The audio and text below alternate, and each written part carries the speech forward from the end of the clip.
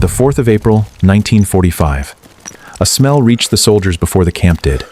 It was not the smell of mud, not gunpowder, not burning fuel. It was something else. Something that settled into the back of the throat and refused to leave. American soldiers of the 4th Armored Division moved through a pine forest in central Germany. They were hardened men, combat veterans, men who had crossed the Rhine and buried their friends in foreign soil. They thought they had seen everything war had to offer. They were wrong. The camp at Ohrdruf was a sub-camp of Buchenwald. No one outside its fences was supposed to know it existed. The Nazis had tried to erase the evidence.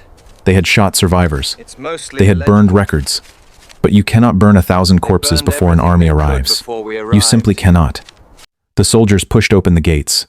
Inside, they found bodies stacked like timber. Skeletal frames dressed in striped rags. Eyes open, mouths open. Hands frozen in positions that told stories no human being should ever have to read. General Dwight D. Eisenhower would tour Ohrdruf 12 days later and immediately order that every nearby German civilian be forced to walk through the camp. He wanted witnesses. He wanted the world to know. But that story, the story most people know, is not the story we are telling today.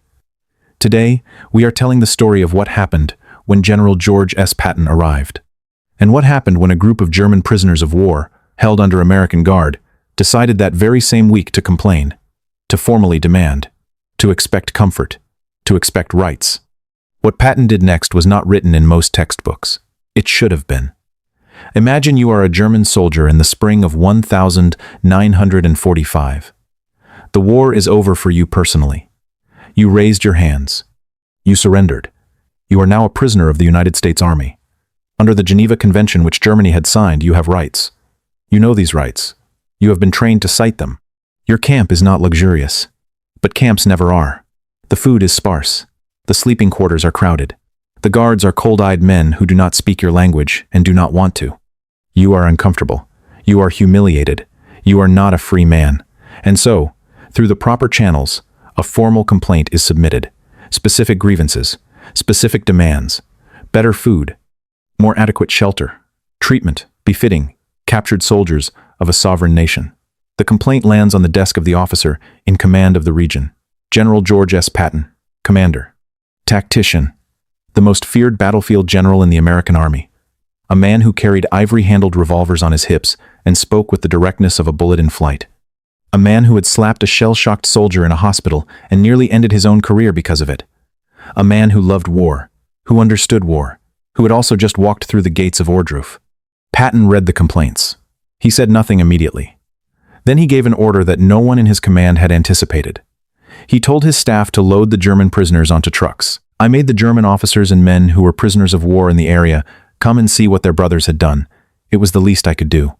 Those were Patton's own words. Recorded, historical, real. The trucks rolled out of the prisoner camp. The German soldiers inside did not know where they were going.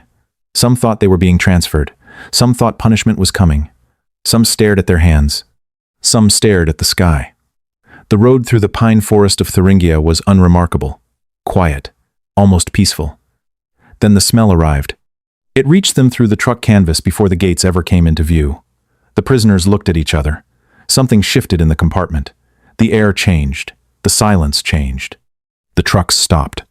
The guards ordered them out.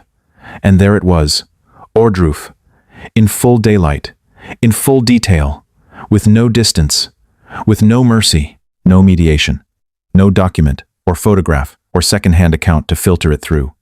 Just the reality. Immediate, total, inescapable.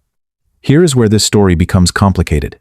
Here is where history stops being a simple tale of good and evil and becomes something harder, something that demands you sit with your discomfort instead of resolving it. The German soldiers who complained about their conditions, were they guilty? Not all of them were camp guards. Not all of them were SS. Some were infantry. Some were conscripts who had been handed a rifle at 17 and told to fight for a country that was not asking their opinion. Some had never heard of Ohrdruf.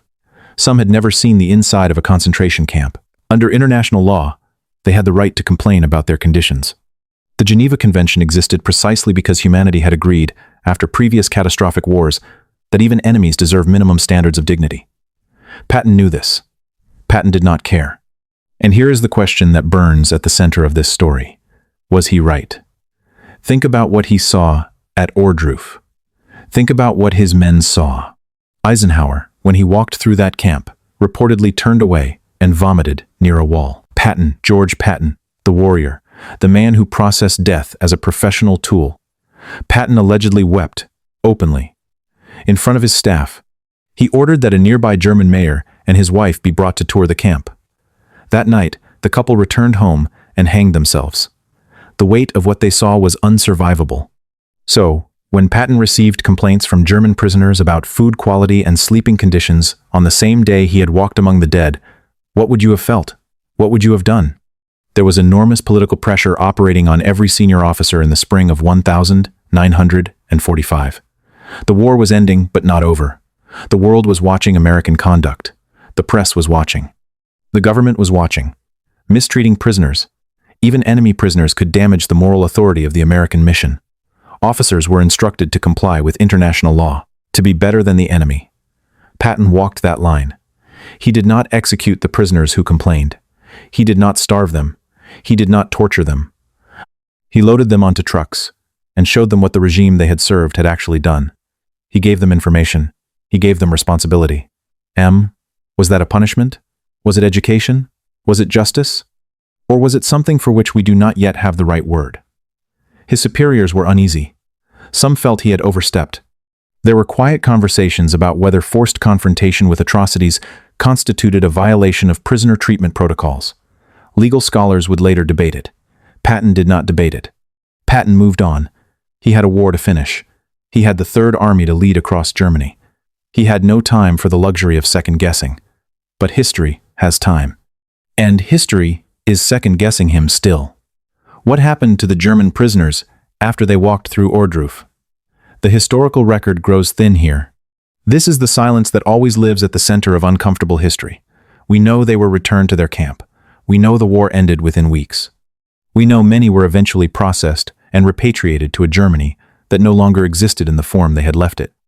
But what happened inside them? What did they carry back on those trucks? Some German veterans who survived the war and were later interviewed described a shattering of a certain kind of protective ignorance. For years, many ordinary German soldiers had maintained to themselves and to history that they did not know, that the camps were rumors, that the horror was exaggerated, that they were soldiers, not murderers. They served the army, not the ideology. This was the defense. This was the story that allowed sleep. Ohrdruf made that story harder to tell. Eisenhower had anticipated this. He had ordered American soldiers to document everything: photographs, film footage, written testimonies. He was already thinking about the future, about denial, about the human capacity to rewrite what is inconvenient. He said, famously, that he wanted the evidence preserved so that no one could ever say it did not happen. Patton's act was different, but adjacent to the same instinct. He was not preserving evidence for a distant future. He was forcing a present reckoning.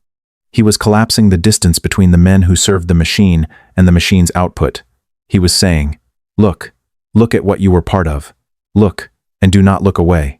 There is also a darker undercurrent to this story that demands acknowledgement. Patton himself was a complicated, troubling figure. He was brilliant and brutal. He was capable of profound empathy. His concern for his soldiers was genuine and deep, and he was also capable of extraordinary arrogance and occasional cruelty. He would, later that same year, make remarks about former Nazis that would horrify Washington and nearly end his career. He had a romantic, almost mystical view of war that historians have long found unsettling.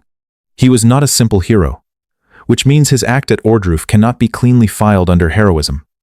It was something more tangled, more human, more real. We are now 80 years distant from these events. 80 years, and yet this story still carries voltage. It still produces heat when you handle it. Because it is not really a story about 1945. It is a story about a question that human civilization has never successfully answered. What do we owe to people who served systems of evil?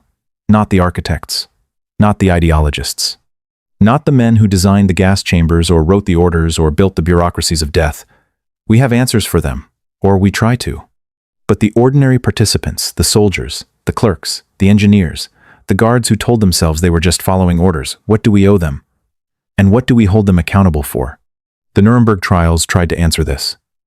They established that following orders is not a complete defense, that individuals retain moral agency, that the machinery of atrocity runs on human beings who make human choices, however constrained those choices feel in the moment. Patton did not wait for Nuremberg. He ran his own tribunal. It had no lawyers, no judges, no verdicts. It had only an open gate, a morning light, and the evidence of what had been done in the name of the nation whose uniform his prisoners had worn. Was that justice? Was that cruelty? Was it, perhaps, the only honest thing anyone did in that entire chaotic, grievous spring? Ohrdruf itself was liberated and documented. It became part of the massive historical record of the Holocaust, a record that is meticulously maintained precisely because Eisenhower was right. People do deny, people do forget, people do rewrite. The photographs from Ohrdruf are still used in Holocaust education today. The dead in those photographs do not age. They remain there, in that terrible spring light, waiting to be seen. And somewhere, in a historical file that few people have read, there is a record of a complaint, a formal complaint filed by German prisoners of war in the spring of 1945, citing the Geneva Convention, requesting better food, better shelter, better treatment. The response was not written on paper. It was given at the end of a dirt road, through a set of gates, under an April sky in Thuringia, Germany. George Patton, warrior, contradictory man, genius of armored warfare, and student of ancient battles, pointed at what lay inside those gates and said, in effect, "This is the answer to your complaint." He was not a saint. He was not entirely right. He was not entirely wrong. He was a man standing in the middle of the worst thing his civilization had ever produced, doing what he thought he had to do, with the tools he had, in the time he had. History does not absolve him. History does not condemn him. History does what it always does. It leaves the question open, and it hands it to us. No bastard ever won a war by dying for his country. He won it by making the other poor dumb bastard die for his country. General George S. Patton. Patton forced German POWs to confront the horrors of Ohrdruf with their own eyes, without trial, without verdict, without permission. He believed they needed to see what their service had made possible. Was this an act of justice, of cruelty, or something the English language doesn't have a word for yet? Drop your answer below, and tell us where you draw the line between holding people accountable and punishing them for what others did in their name.